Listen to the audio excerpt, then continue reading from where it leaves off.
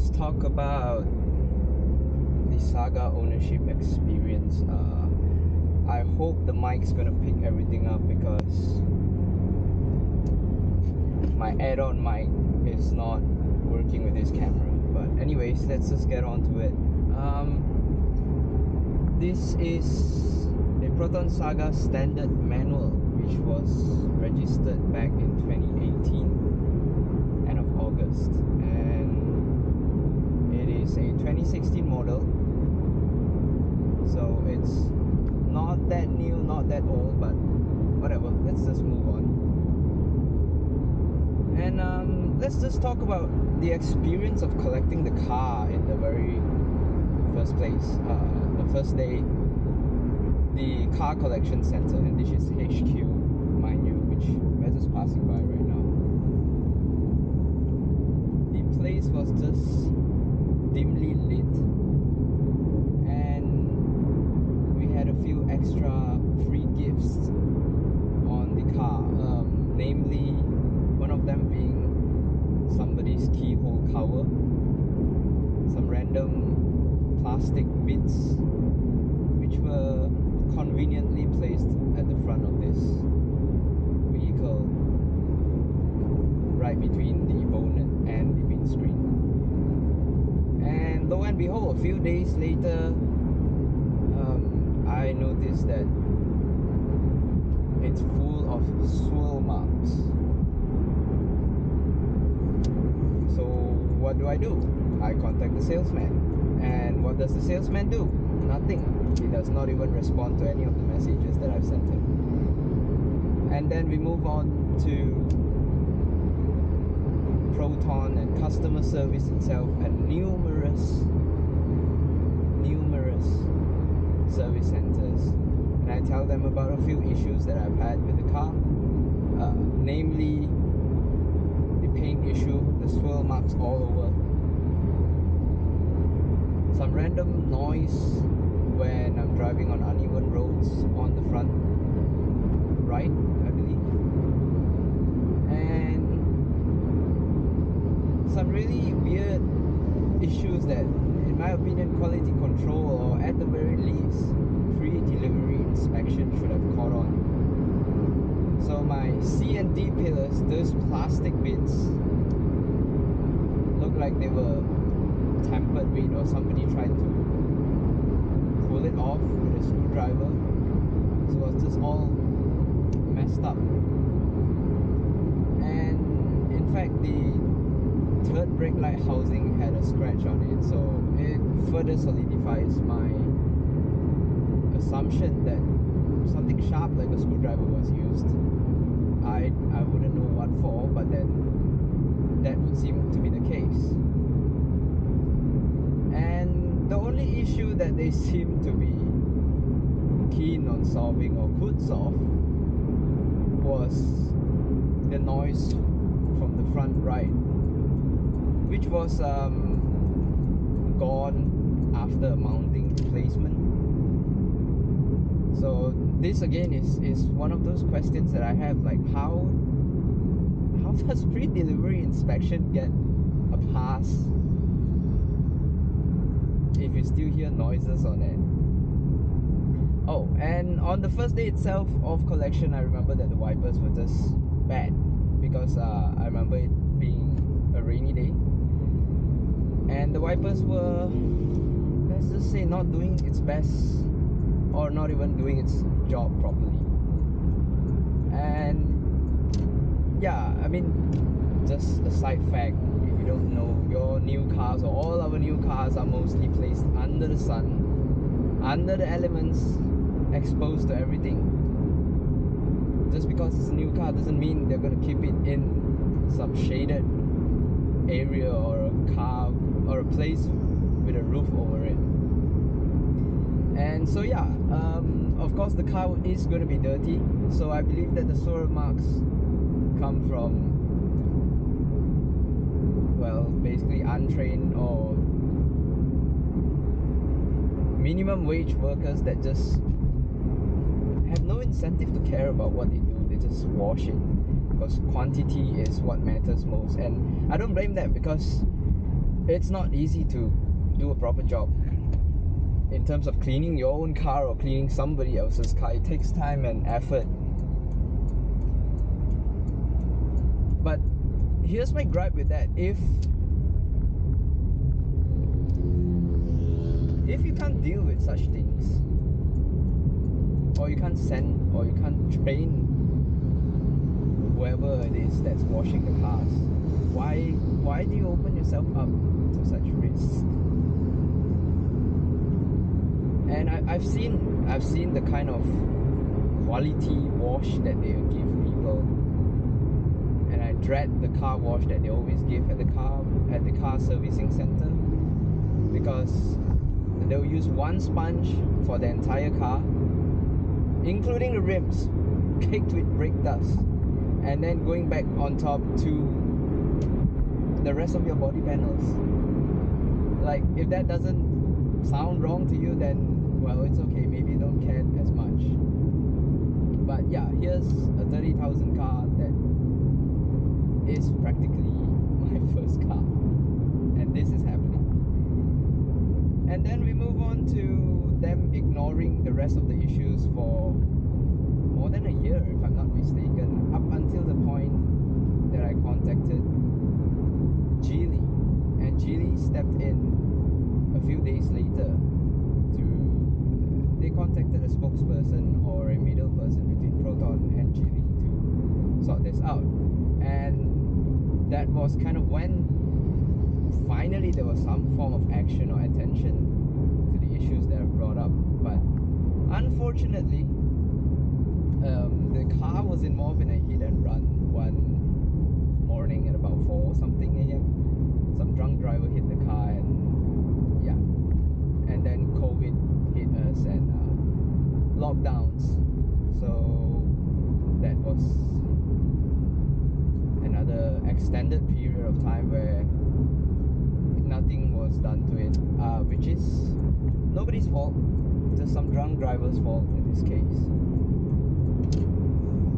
And since we're talking about accidents, let's go into their body and paint, which I guess from my reaction you could probably guess that it's not going to be pleasant, because it wasn't the most pleasant experience.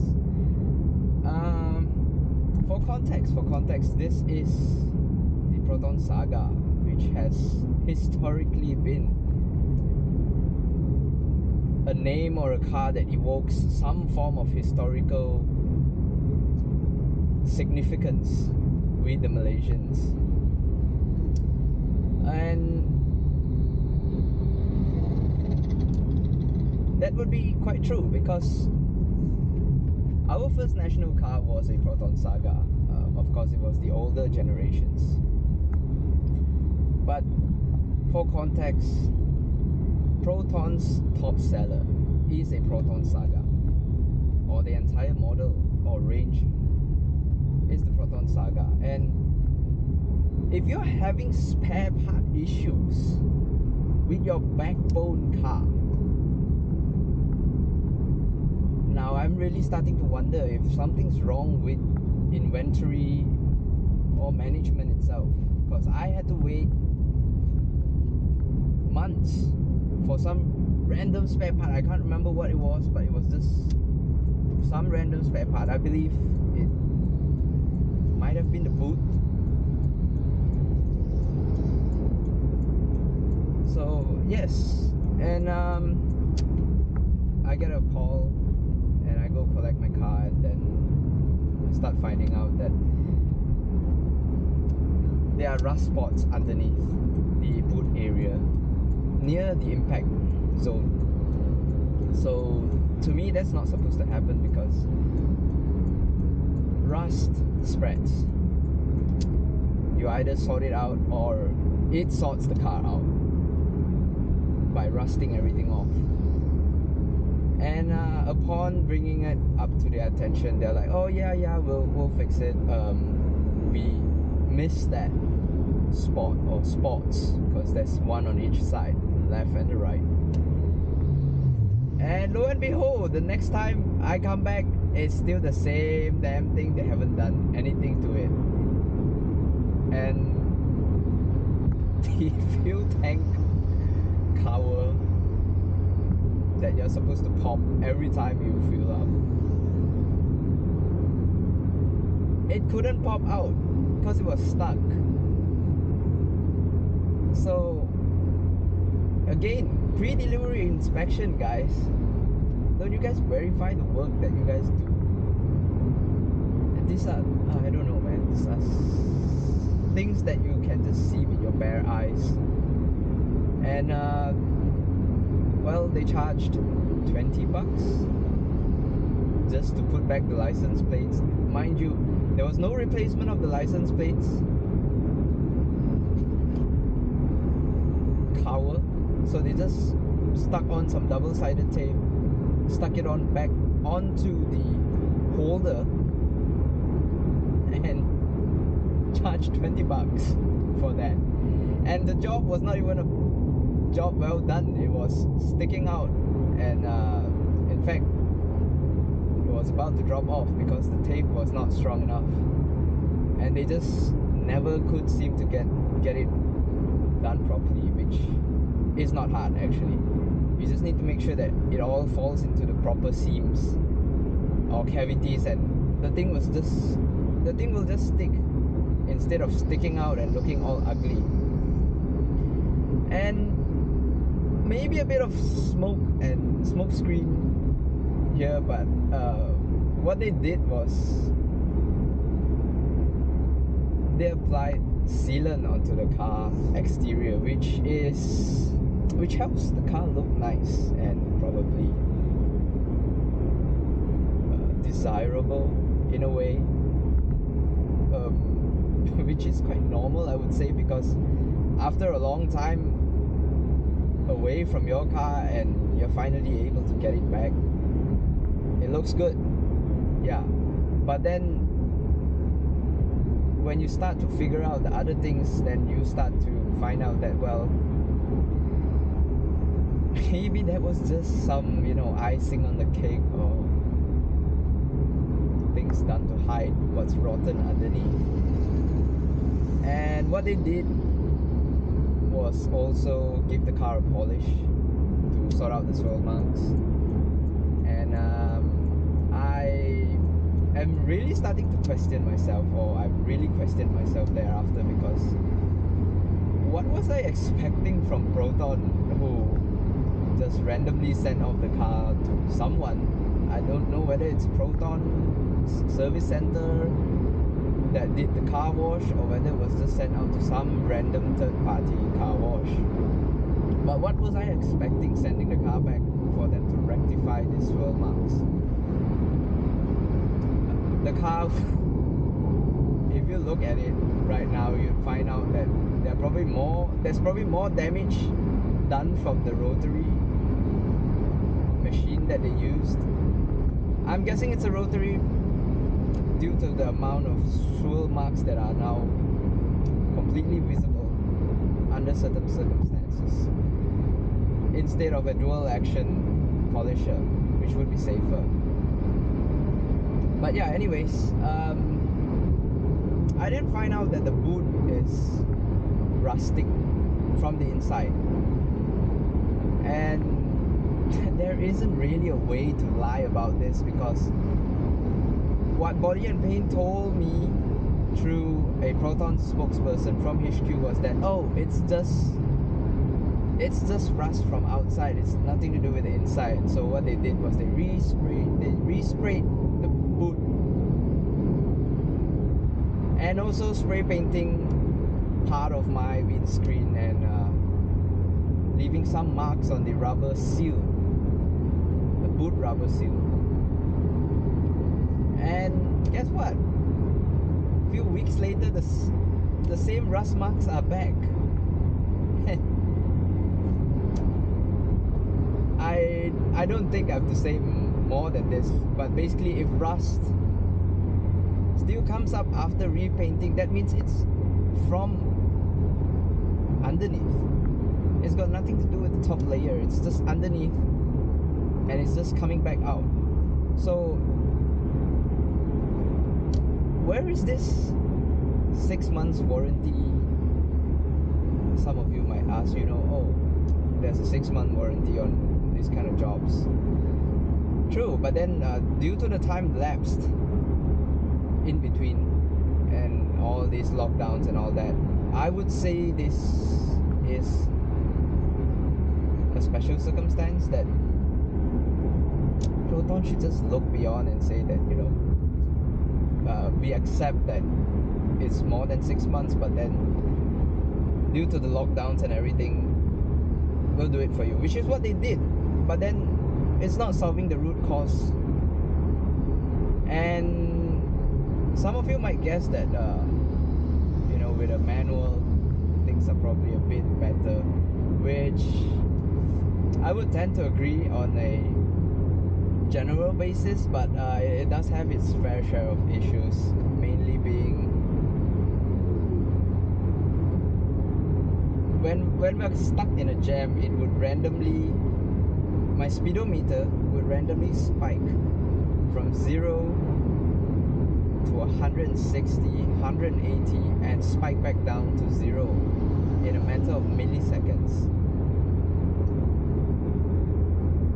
And so what they did was they replaced the gearbox, which unfortunately did not solve the issue. So it's still a recurring issue. And this was last year, towards the end of the year, where everything was sorted out somewhat with the replacement of the gearbox.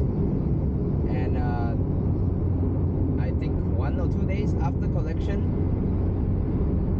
I'm just summarizing a whole bunch of things here just to keep things short.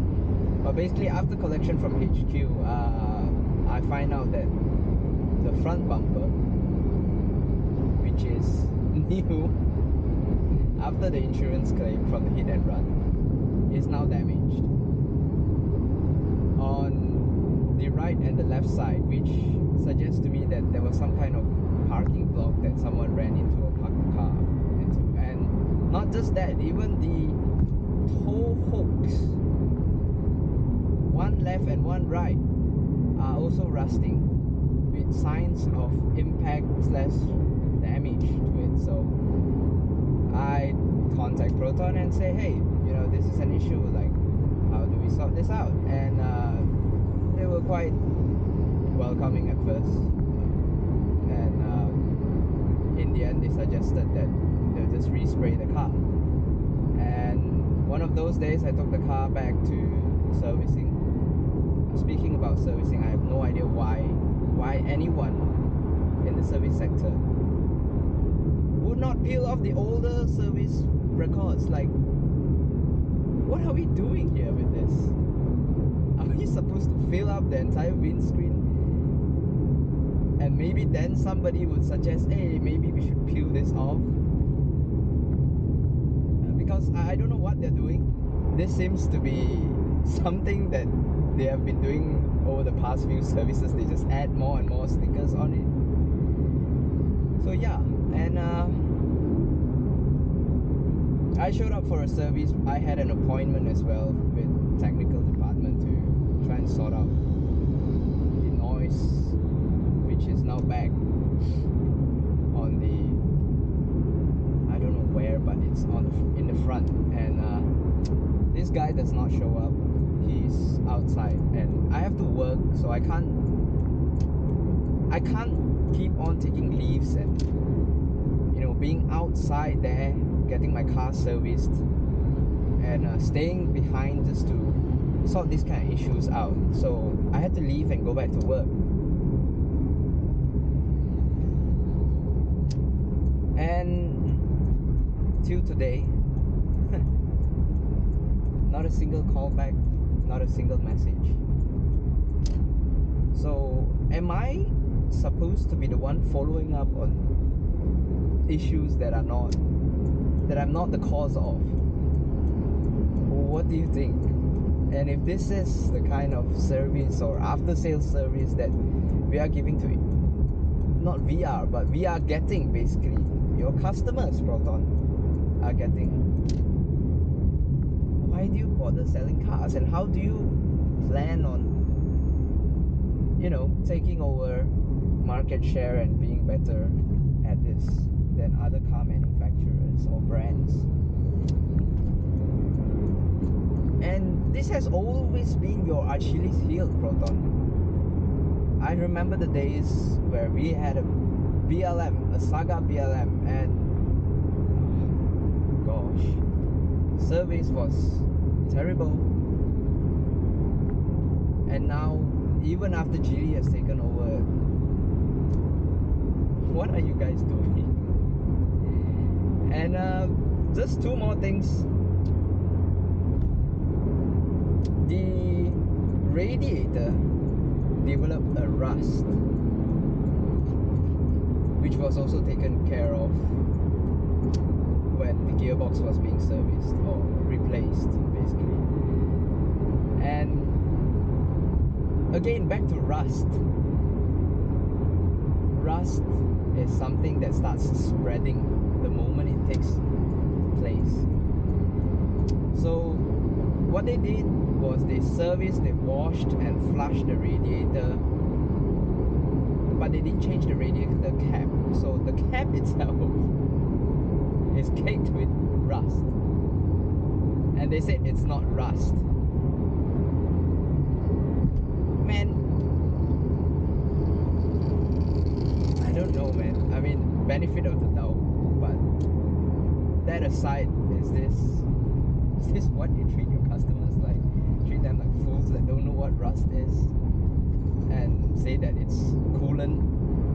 And for context, or as a comparison, we have two other cars at home, a Perodua Axia and a Beza, of which the coolants are fine. There's no rust in the radiator itself. And I suspect that the cause of the rust in the radiator was due to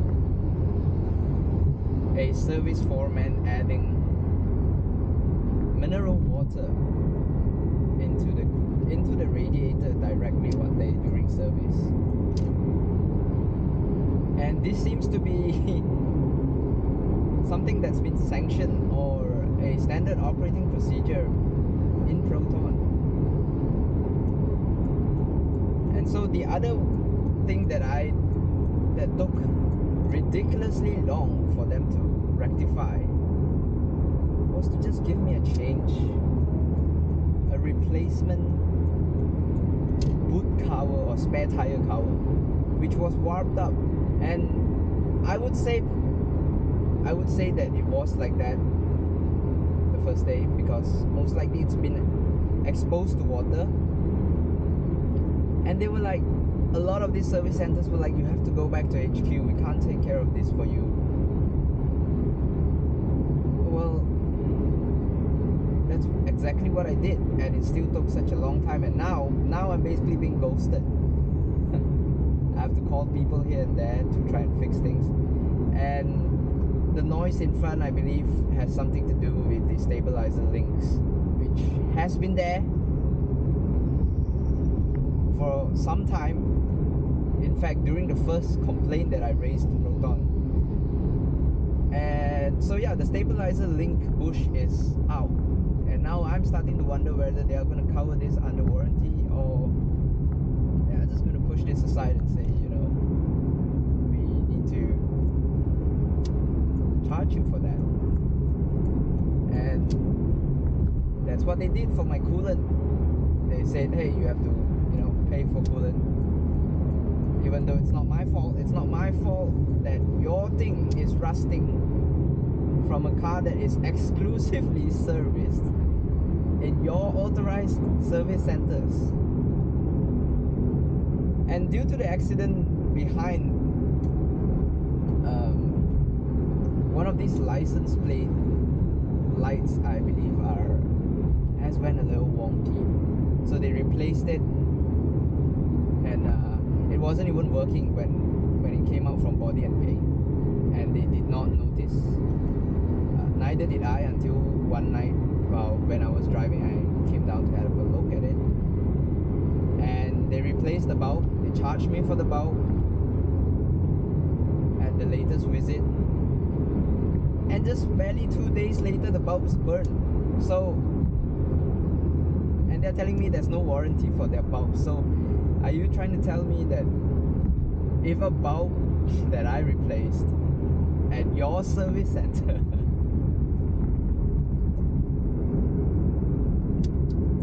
and blows out 2 or 3 days later is not covered? And if that's not covered, is there something wrong with the wiring that's causing this? So yeah, that's my question right now. And if you drive at about 110, 120, you start hearing noises from a few places. I hope it's just the stabilizer bars or link that need to be replaced. Yeah, but this has been quite an annoying experience. I suppose, well, that's about it for today. And till we see what happens next.